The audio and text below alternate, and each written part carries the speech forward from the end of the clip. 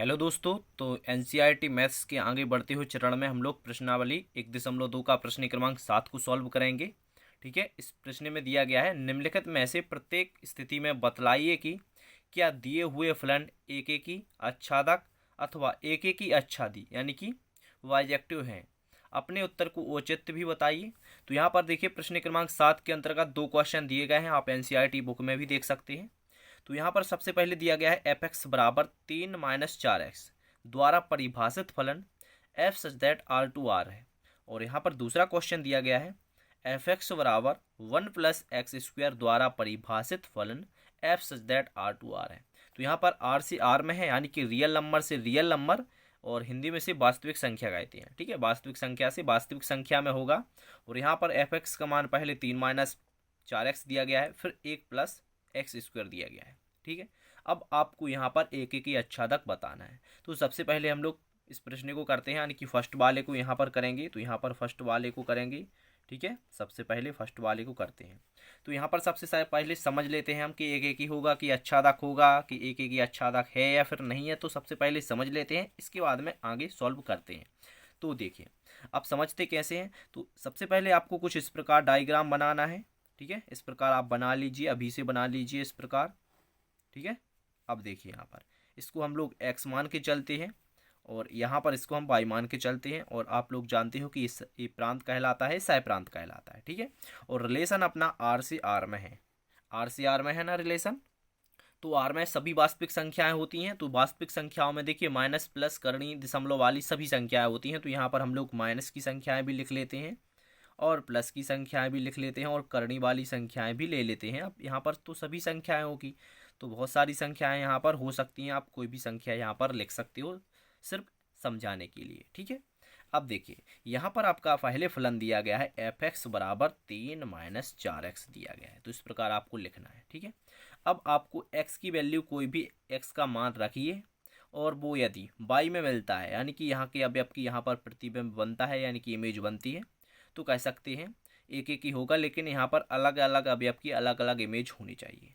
ठीक है, तो यहाँ पर सबसे पहले यदि हम -1 रखते हैं, x का मान यदि हम -1 रखेंगे तो देखिए यहाँ पर 3-4 x का मान हमने -1 रखा। तो यहाँ पर 3 माइनस और यहाँ पर देखिए माइनस माइनस का प्लस हो जाएगा, 4 एकम 4 हो जाएंगे। तो 3 और 4 कितने हो जाएंगे, 7 हो जाएंगे। और जो कि 7 यहाँ पर अवेलेबल होंगे यानी कि 7 इसमें उपस्थित होंगे बाई वाले डायग्राम में। ठीक है, क्योंकि आर से आर में दिया गया है तो आर में माइनस प्लस करणीय दशमलव वाली सभी संख्याएं होती हैं। तो यहाँ पर देखिए आप यदि -1 रखते हो तो इसका आंसर यहाँ पर मिल जाएगा, और यदि प्लस का 1 भी रखोगे तो भी इसका देखिए आंसर क्या आएगा। प्लस का 1 रखोगे तो यहाँ पर माइनस का 1 आएगा, तो माइनस का 1 यहाँ पर दिया गया है ना। तो देखिए अलग अलग आएगा, देखिए आंसर अलग अलग आएगा यहाँ पर। किस प्रकार देखिए यदि आपने 0 रखा तो कितना आएगा, 3 आएगा।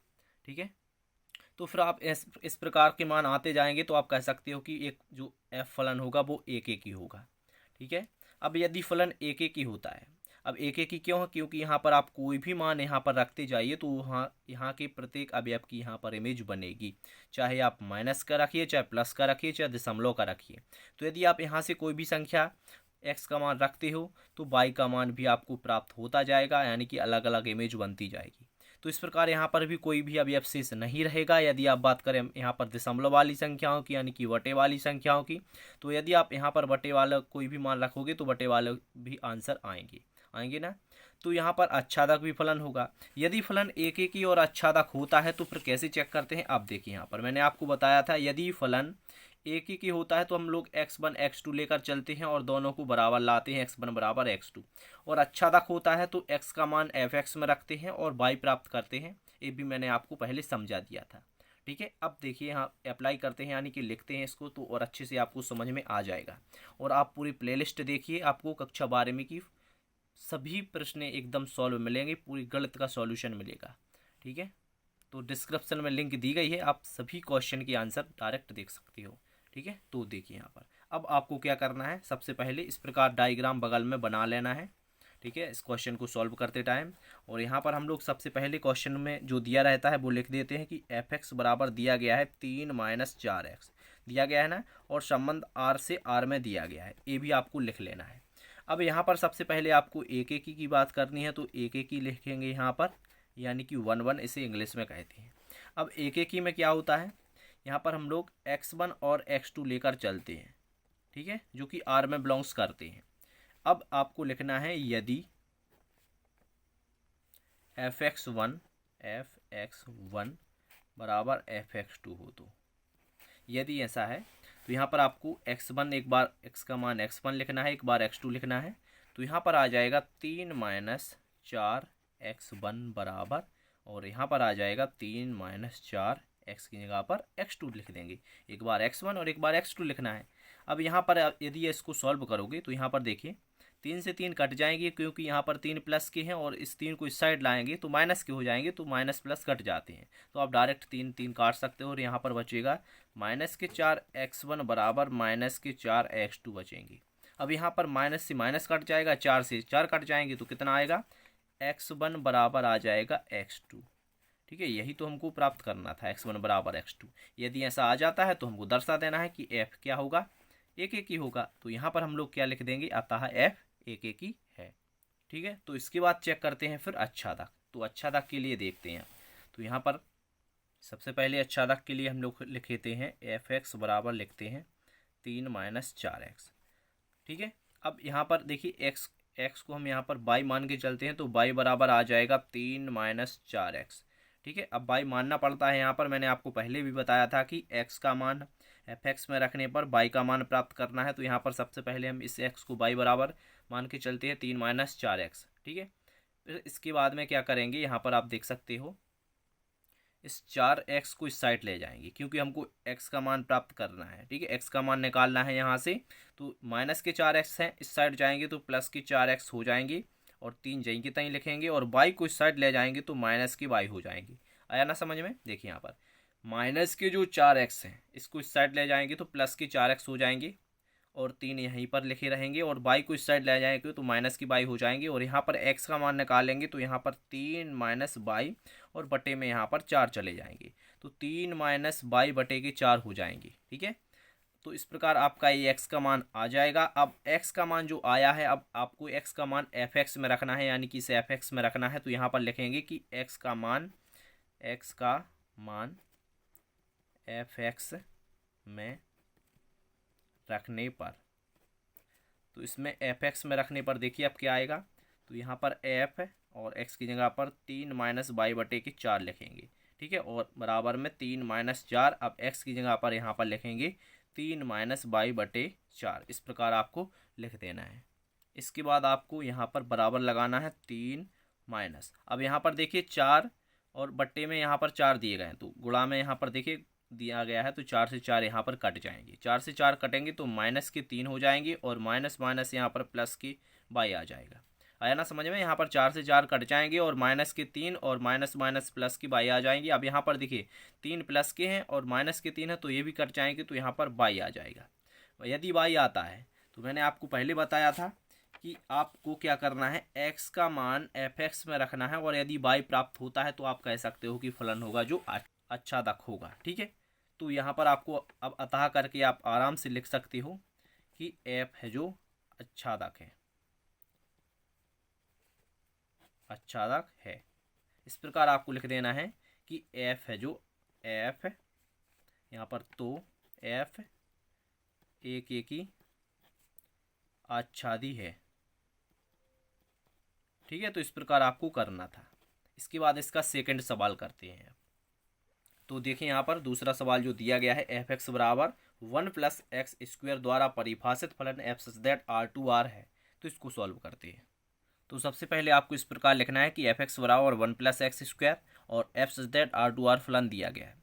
अब आपको इसमें एक ही अच्छादक चेक करना है। तो सबसे पहले यहाँ पर हम जो डायग्राम बनाते आए हैं इस प्रकार बनाते चल रहा है आपको, इससे आसान हो जाता है सवाल। बहुत ही आसानी से आप चेक कर सकते हो कि जो फलन x और जो y में होगा वो फलन एक ही अच्छादक है या फिर नहीं। तो यहाँ पर देखिए R2R में दिया गया है, ये तो आप जानते हो R2R में दिया गया है।